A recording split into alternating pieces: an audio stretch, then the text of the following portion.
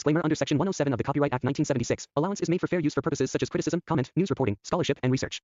Fair use is a use permitted by copyright statute that might otherwise be infringing. Non-profit, educational or personal use tips the balance in favor of fair use.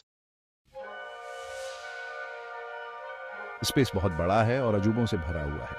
सबसे ज्यादा captivating चीजों में से एक है black holes. इन cosmic objects में इतना ज्यादा ग्रेविटेशनल पुल होता है कि कुछ भी, यहां तक कि लाइट भी, इनकी पकड़ से बच नहीं सकता। ब्लैक होल्स असली कॉस्मिक एबिस को रिप्रेजेंट करते हैं, जहां फिजिक्स के नियम, जिन्हें कि हम जानते हैं, टूट जाते हैं। इनके एनिग्मेटिक नेचर ने वैज्ञानिकों और आम जनता दोनों को ही मोहित किया है, अनगिनत साइंस फिक्शन कहानियों को इंस्पायर किया है और यूनिवर्स के सबसे गहरे रहस्यों के बारे में हमारी उत्सुकता को बढ़ाया है।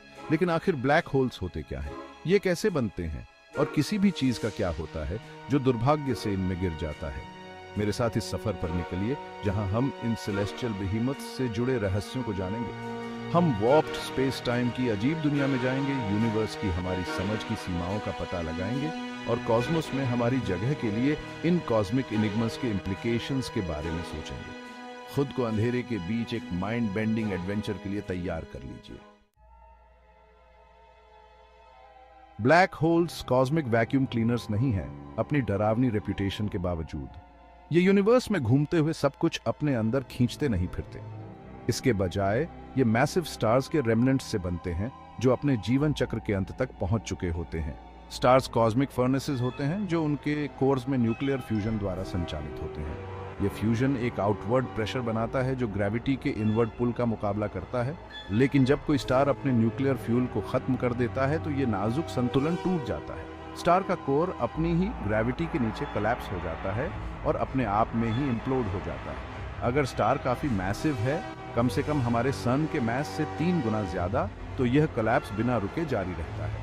कोर को इन्फिनिट डेंसिटी के एक इन्फिनिटली स्मॉल बिंदु में कुचल दिया जाता है, जिसे सिंगुलैरिटी कहा जाता है। यह सिंगुलैरिटी एक ब्लैक होल का हार्ट होता है, एक ऐसा क्षेत्र जहां ग्रेविटी का राज होता है और फिजिक्स के नियम, जैसा कि हम जानते हैं, लागू नहीं होते।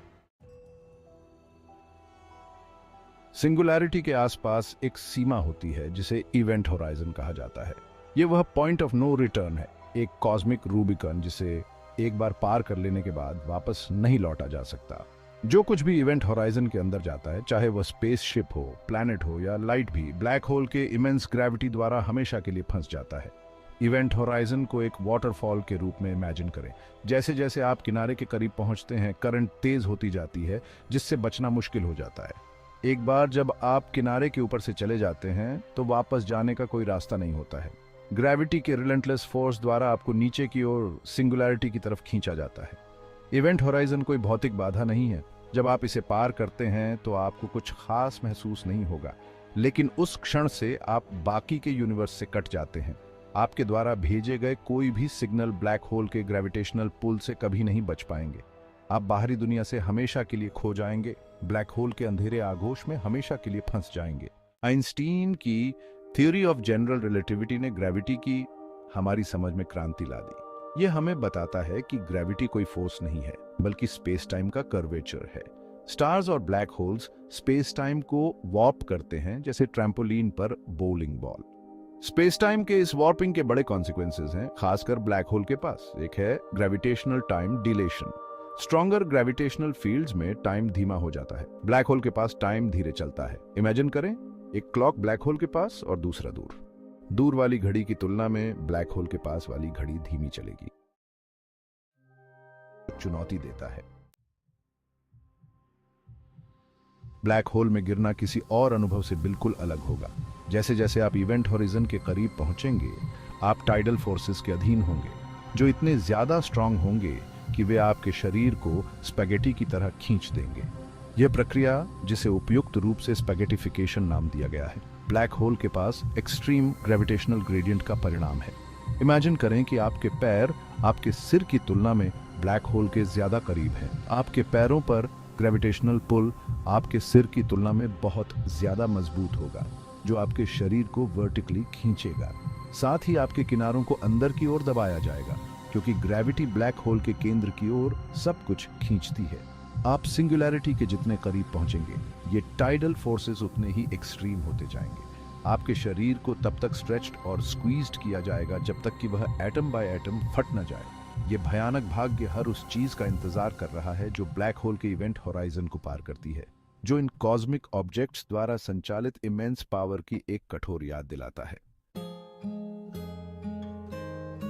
ब्लैक होल्स हमारे सामने एक गहरा विरोधाभास पेश करते हैं जो ब्रह्मांड की हमारी समझ और इन रहस्यमय वस्तुओं की प्रकृति के बीच संघर्ष है।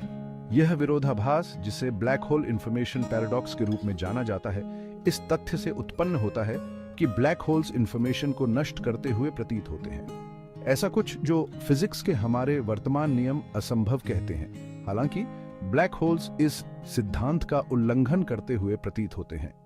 एक बार जब बुक इवेंट होराइजन को पार कर जाती है तो वह हमेशा के लिए चली जाती है। से इनकोडेड है या क्या इस इंफॉर्मेशन को कभी भी रिट्रीव्ड किया जा सकता है। वर्महोल्स और मल्टीवर्सेस अज्ञात के पुल। ब्लैक होल्स को अक्सर दूसरे यूनिवर्सेस के गेटवेज के रूप में दर्शाया जाता है। कुछ फिजिसिस्ट्स का मानना है कि ब्लैक होल्स स्पेस टाइम के अन्य क्षेत्रों से वर्म होल्स के माध्यम से जुड़े हो सकते हैं। कागज के एक टुकड़े को मोड़ने और छेद करने की कल्पना करो। छेद एक वर्म होल को रिप्रेजेंट करता है जो स्पेस टाइम के माध्यम से एक शॉर्टकट है। थियोरेटिकली एक वर्म होल एक ब्लैक होल को एक सफेद छेद से जोड़ सकता है। हालांकि वर्म होल्स बेहद अस्थिर होते हैं और ढहने की संभावना होती है। वर्म होल्स की अवधारणा एक मल्टीवर्स के विचार से जुड़ी हुई है। द होलोग्राफिक यूनिवर्स, एक कॉस्मिक इल्यूजन। ब्लैक होल्स के अध्ययन ने फिजिसिस्ट को रियलिटी के बारे में नए विचारों का प्रस्ताव करने के लिए प्रेरित किया है। एक विचार है होलोग्राफिक प्रिंसिपल, जो बताता है कि हमारा यूनिवर्स एक डिस्टेंट सरफेस पर एनकोडेड इंफॉर्मेशन का प्रोजेक्शन है। एक 3 डायमेंशनल मूवी देखने की कल्पना करो। मूवी में डेप्थ और वॉल्यूम दिखाई देता है, लेकिन ये एक फ्लैट स्क्रीन पर लाइट डालने से बनाया गया इल्यूजन है। इसी तरह होलोग्राफिक प्रिंसिपल बताता है कि हमारे यूनिवर्स के 3 डिमेंशंस एक इल्यूजन हो सकते हैं। यह विचार अजीब लग सकता है, लेकिन इसके दिलचस्प निहितार्थ हैं। यह इंफॉर्मेशन पैराडॉक्स को हल करने में मदद कर सकता है। होलोग्राफिक प्रिंसिपल अभी भी स्पेक्युलेटिव है और यह स्पष्ट नहीं है कि यह व्यवहार में कैसे काम करेगा। ब्लैक होल्स का स्थायी रहस्य। ब्लैक होल्स यूनिवर्स की सबसे आकर्षक और रहस्यमय वस्तुओं में से एक हैं। वे कॉस्मिक लैबोरेटरीज हैं जो फिजिक्स की हमारी समझ को उसकी सीमा तक धकेलते हैं, हमें अपने ज्ञान की सीमाओं का सामना करने और हमारी वर्तमान समझ से परे रियल्म्स की कल्पना करने के लिए मजबूर करते हैं। जबकि हमने हाल के वर्षों में ब्लैक होल्स के बारे में बहुत कुछ सीखा है, फिर भी कई रहस्य बने हुए हैं। हम पूरी तरह से नहीं समझते हैं कि सिंगुलैरिटी पर क्या होता है या क्या ब्लैक होल के अंदर इंफॉर्मेशन वास्तव में खो जाती है। हम केवल वर्म होल्स, मल्टीवर्सेस और होलोग्राफिक यूनिवर्सेस के अस्तित्व के बारे में अनुमान लगा सकते हैं, लेकिन एक बात निश्चित है, ब्लैक होल्स आने वाली पीढ़ियों के लिए हमारी कल्पनाओं को मोहित करते रहेंगे और वैज्ञानिक जांच को प्रेरित करते रहेंगे। ये कॉस्मिक बिहीमथ्स उस यूनिवर्स की विशालता और रहस्य की एक कठोर याद दिलाते हैं जिसमें हम रहते हैं, और उन अनंत संभावनाओं की जो ब्रह्मांड के भीतर छिपी हुई है।